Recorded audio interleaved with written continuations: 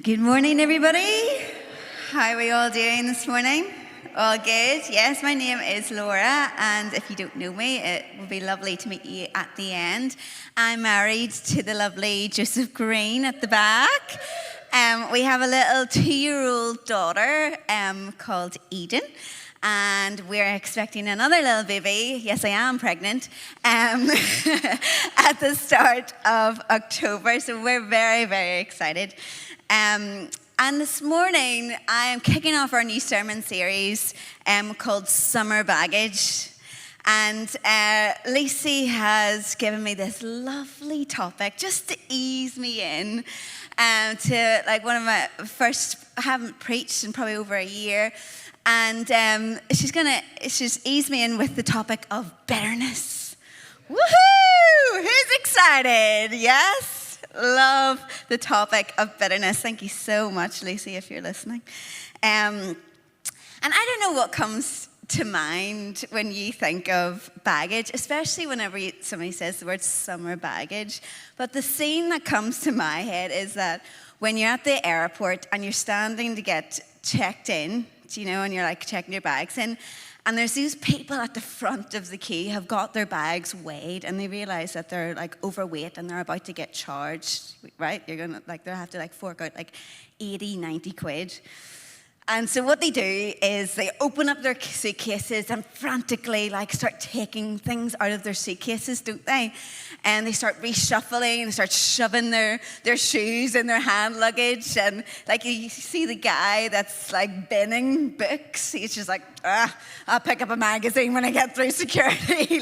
He's just anything to get rid of our extra baggage. And the thing about baggage is that we only want to get rid of it when it costs us something, don't we? We only want to get rid of our baggage when it costs us something. And I would say that bitterness in our lives costs us something. And the root of bitterness is often unforgiveness. I don't know if you've heard the saying, but unforgiveness is like drinking poison and expecting the other person to die. Yeah? Anybody heard that saying before? Yes? Unforgiveness is about drinking poison and expecting the other person to die. But actually, what we don't realize is that parts of who we are die instead. And this morning, we're going to look at the baggage of bitterness. And what we don't realize about bitterness is that it actually acts like a lens of how we view the world, how we see people, how we see situations, how we treat people.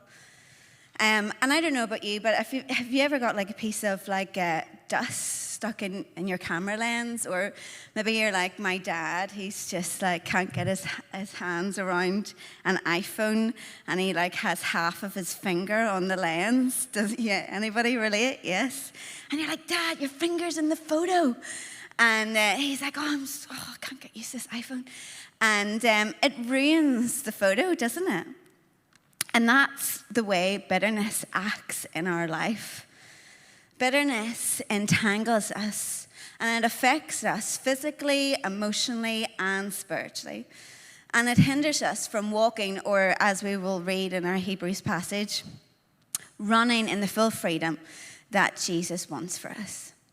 So this morning we're going to look at 2 passages. I promise I'm not going to do a detailed expedition of the entire both passages, but if you can hold one finger maybe in Ephesians 4 and one finger in Hebrews 12, and we'll flick from back to forth. And I really feel like actually Jesus has something to teach us this morning and to give to us this morning. So in saying all of that, I've got a good Christian 3-point sermon. Who's with me? Yes, the good 3-pointers. Everyone loves a good 3-point sermon. And I've got 3 ways of how we deal with our bitterness. Are you ready? If you're taking notes, we're going to dive straight in. Feel like we've got loads to go on. I'm a practical girl, so I'm going to give you lots of practical things. But the first one, if you're taking notes, How to deal with bitterness in our lives is to let the small things go. Yeah? And we're going to look at Hebrews 12. It says, in verse 1, it says, throw off everything that hinders you and the sin that so easily entangles. We need to let the small things go, and we'll deal with the big things. And we're going to talk about that a little bit later. But if we look at the word entangled, it means to trip us up, to distract us, to take us away from our focus, that is being Jesus. In Hebrews 1 it says, let us run, fixing our eyes on Jesus, the pioneer and perfecter of our faith. People are going to offend us. We are going to be offended, yes? Anybody been offended this morning? We are going to be offended. People are going to say things without thinking. People are going to say maybe a joke with a jab. But we need to be confident in our identity in Jesus and be able to brush the dust that people throw at us. It says, throw off everything that hinders you. Have you ever been to the beach and like a kid is like running past and like kicks sand on you and you're just like, oh, it's like super annoying, right? Yeah. What do? You brush it off, don't you? It's not a big deal. It's like I'm gonna brush this off. And if we look at the first passage in Ephesians 4, verse 26, it says this, in your anger, do not sin. Do not let the sun go down while you are still angry. And do not give the devil a foothold. Now, some people think, don't let the sun go down on your anger. That means you stay up all night fighting. Yes, anybody? That is not what this passage is saying. The passage is saying it's like, let things go quickly. Brush things off. Don't let things fester. Anybody went on holidays and forgot to clear out their fridge?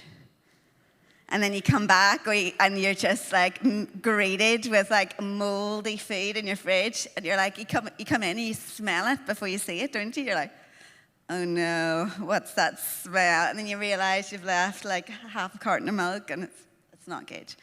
But that's the same thing that happens to us, is that if we don't deal with our bitterness, if we don't brush things off, we don't let the small things go, if we let things fester, they become like off milk inside us. Sometimes we become bitter for the things that are said or done to us. But also what we get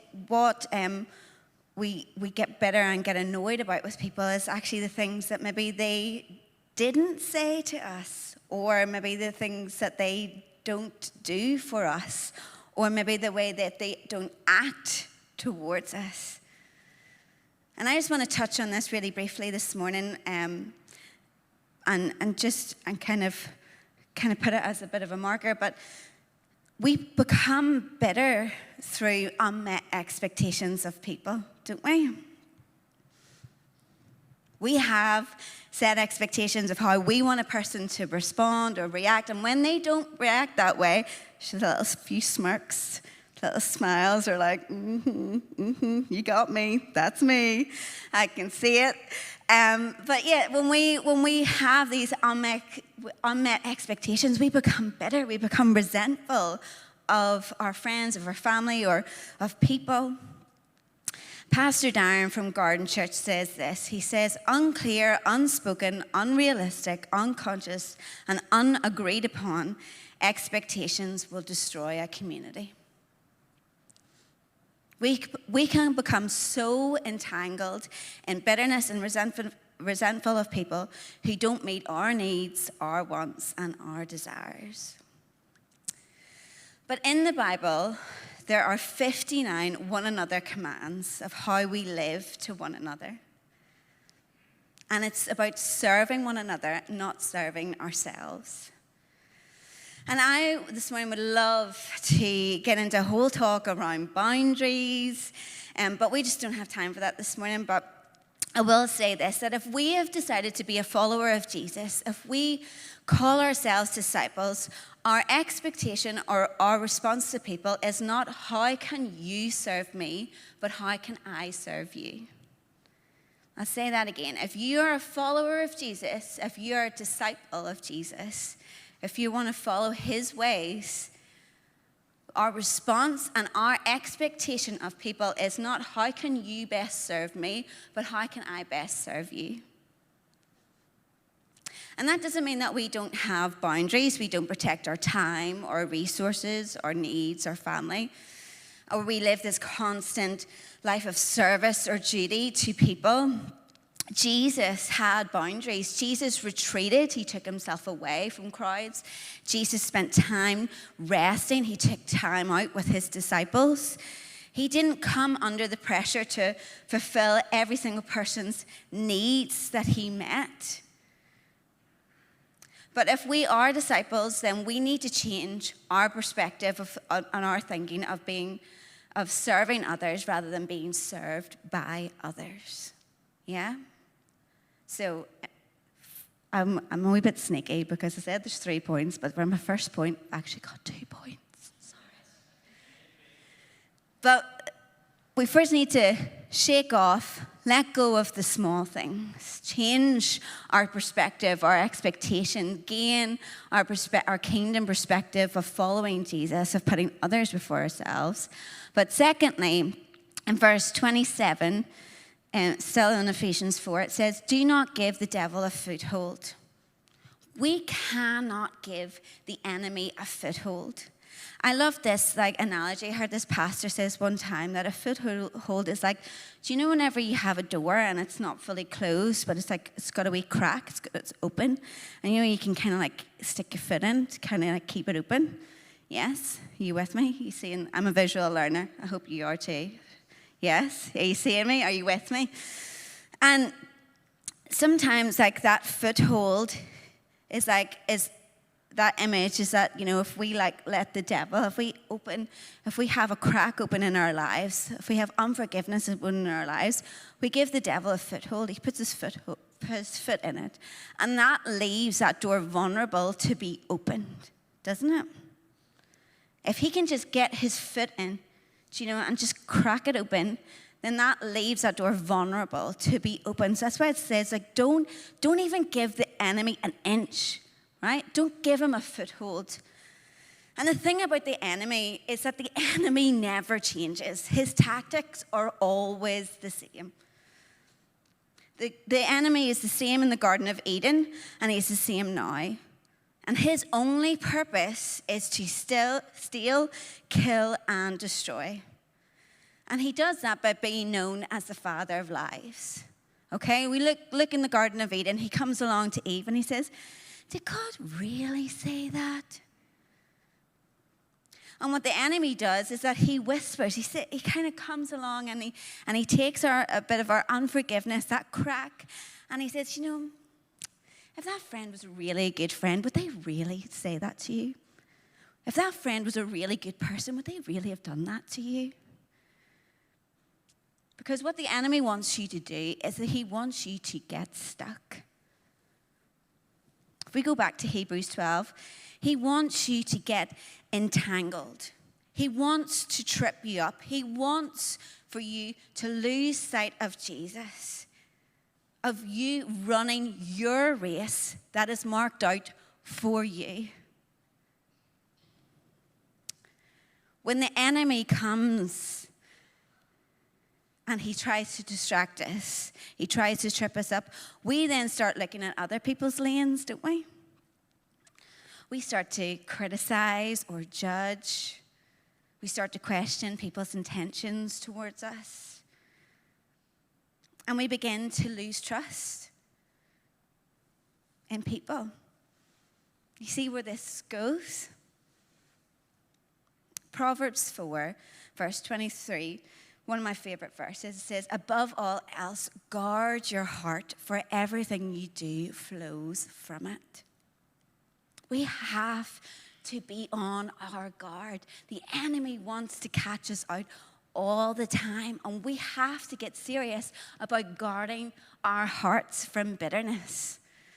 So, first point is let the small things go. Throw it off. Change your expectations of people. How can I serve you? Not how you can serve me. And don't give the enemy a foothold. Yeah? Still with me? Number 2. It's the biggie. You ready? We've got to deal with the big things. Anybody hate conflict? Yes? Yes? Anybody? I'm a terrible person for conflict.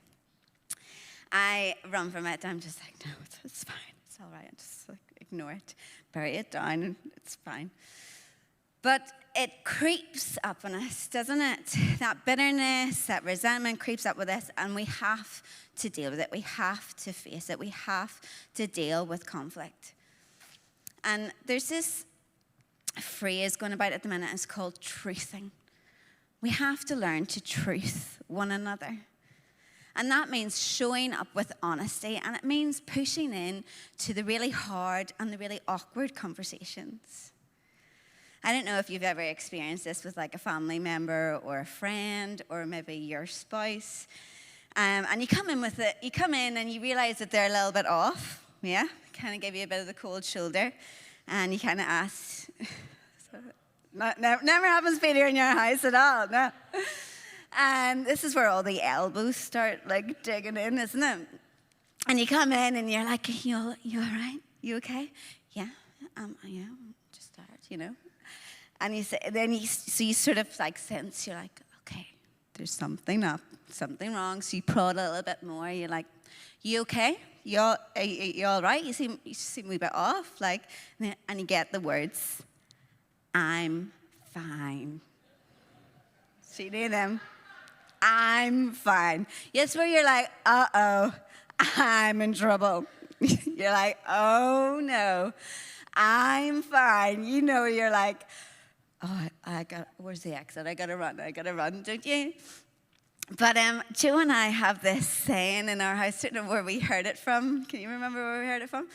But it's good because instead of just being like, okay, well, you're not fine, but I'm just gonna go about my day, and you're just like annoyed at each other, and there's this big fat elephant in the room, and instead of doing that, we then call each other out. As soon as one person says, I'm fine, I don't know where we heard it from, but it says, oh, no, you're not, because fine means freaked out, insecure, neurotic, and emotional. And it's such a silly little thing that we say, but actually, it's really good to break the ice, because it's like, then you actually get to the thing that is annoying the person, that is, has hurt the person or is irritating the person. And sometimes it's not about the other person, it's about something else that's happened in work or another situation.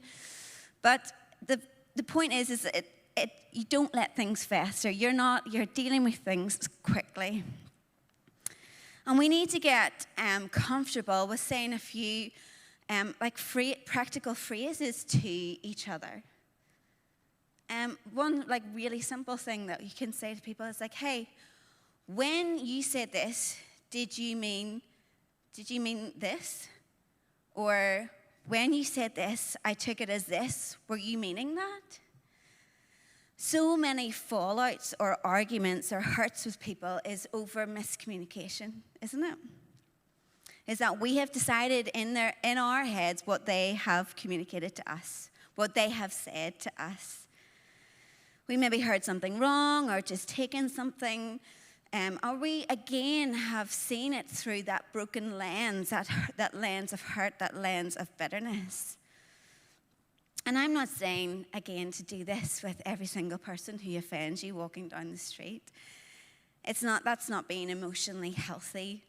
But we need to learn, because as I said before, we need to learn to let the small things go, but we need to learn to show up in our relationships that we're really investing in. We need to learn to show up in our friendships and in our families and in the people who we are spending our daily lives with, who are a priority to you, who you are emotionally invested in. Otherwise, we just start to become bitter, don't we? We start to pull away from community. We create distance. And again, what the enemy loves to do is he wants to isolate us. Because when we're isolated and when we're on our own, we're then most vulnerable for attack. A lot of you know is that we're best friends with the Boyces. We absolutely love them, Holly Ann and Boise. And we've been best mates with them for years, and we've been building a friendship based on mutual respect and love and honor. And we can be vulnerable with them. We can be honest with them. We can come to them with our hurt and with our pain. And we can say things because also they're our biggest cheerleaders. They champion us and encourage us every single day. And in Ephesians 4, verse 25, it says, "Therefore, each of you must put off falsehood and speak truthfully to your neighbor, for we are all members of one body." If we want to deal with bitterness in our lives, we need to stop being fake. We need to stop being fine with one another. And we need to invest in our relationships. And we need to push into those awkward conversations. And really practically, it can look like, I don't know how to deal with it. I don't know how to do this very well. I hate conflict. My family, we always brush things under the rug. This conversation makes me feel really uncomfortable, but I want to pursue a healthy relationship with you. So can I chat to you about something that hurt me the other day? That's what it looks like to show up to your relationships, to invest in your relationships, to deal with the big things. In Matthew 18, verse 15, it says, "If your brother sins against you, go to him and sort it out." That's what the Bible teaches us to do. If you look at the passage again in Ephesians 4, verse 29, it says, "Do not let any unwholesome talk come out of your mouths, but only what is helpful for building others up according to their needs, that it may benefit those who listen." Don't go and vent the issue to everyone else around you but the person that you have the issue with. We're all guilty of it, aren't we? Yes. Because it's so easy to criticize, isn't it? But it's really hard to show up and be vulnerable and speak the truth. Verse 31, it says, "Get rid of all bitterness, rage, anger, brawling, and slander, along with every form of malice. Be kind and compassionate to one another, forgiving each other just as Christ forgave you." So number one, we got to let the small things go, brush them off. Don't let the enemy have a foothold. Number two, we got to deal with the big things, the things that hurt us. We got to go directly to that person. We got to push into our relationships, even if it makes us feel uncomfortable. But number three, how do we deal with bitterness in our lives? We forgive. Our final one, the biggie, isn't it? We gotta forgive. And our responsibility isn't to fix people, it's to forgive people. And there's a verse in Matthew that says, how many times do I need to forgive? And what's the answer? Yeah. It's continual. And sometimes it's an instant thing, isn't it? Sometimes we hand it over to Jesus, and Jesus heals that wound and he deals with it. But sometimes it's a process of healing as well, isn't it? And sometimes we need to seek counseling or reach out to our pastoral care team to help guide us through painful experiences in our lives. But when we hold on to unforgiveness, to bitterness in our lives, it often looks like, we want to hold on to it because we don't want to let the person off the hook. Isn't that right? We don't want to forgive them because if we forgive them, then that's letting them away with it. But the thing is that if we want to keep them in imprisonment, we need to realize that if you want to hold someone in imprisonment, you hold yourself there also, because you're the gatekeeper.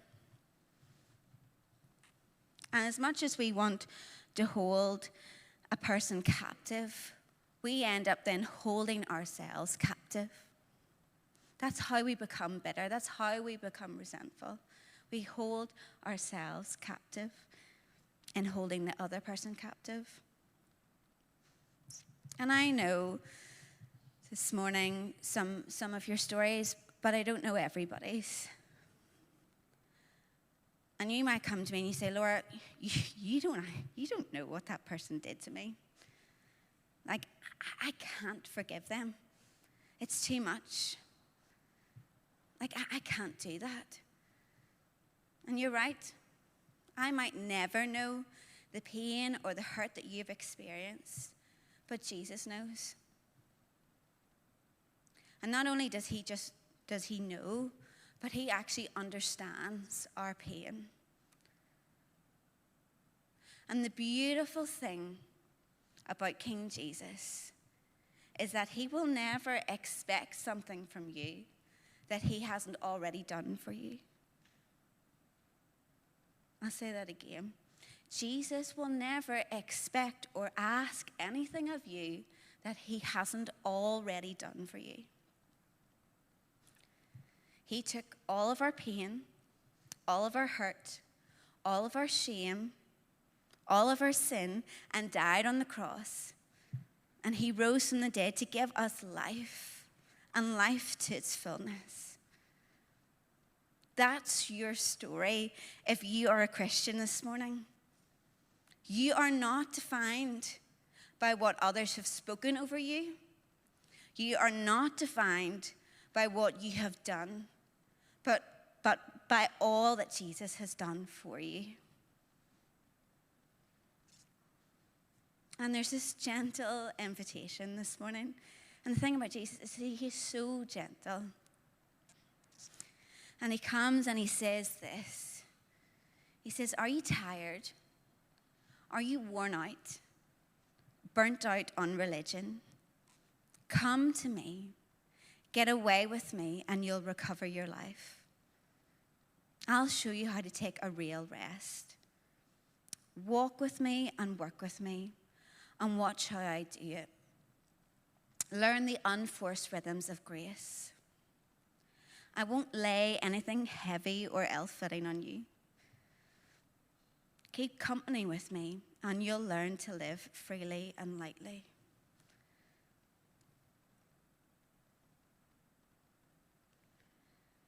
We can be so afraid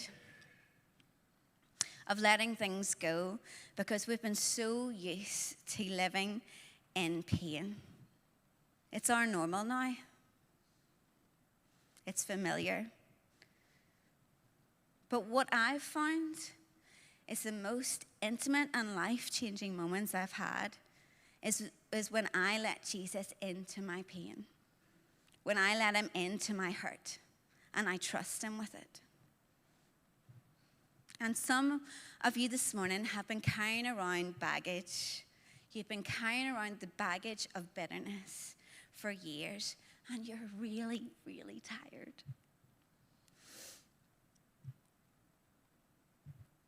And Jesus is inviting you this morning, like in Hebrews, to throw off everything that hinders you, to hand it over to him in a beautiful exchange, and to fix your eyes on Jesus, to come and experience his unconditional love.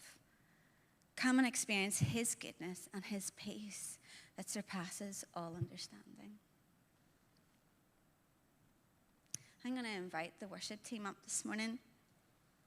And as we do that, I just want to give you some space. I realize that bitterness and unforgiveness is a heavy topic. But actually, there's something that is so what Jesus wants to do is he wants to come and bring lightness and bring freedom and lift the baggage off people this morning. And as we worship, we're gonna take time to respond. But right now, I just want you to close your eyes, maybe.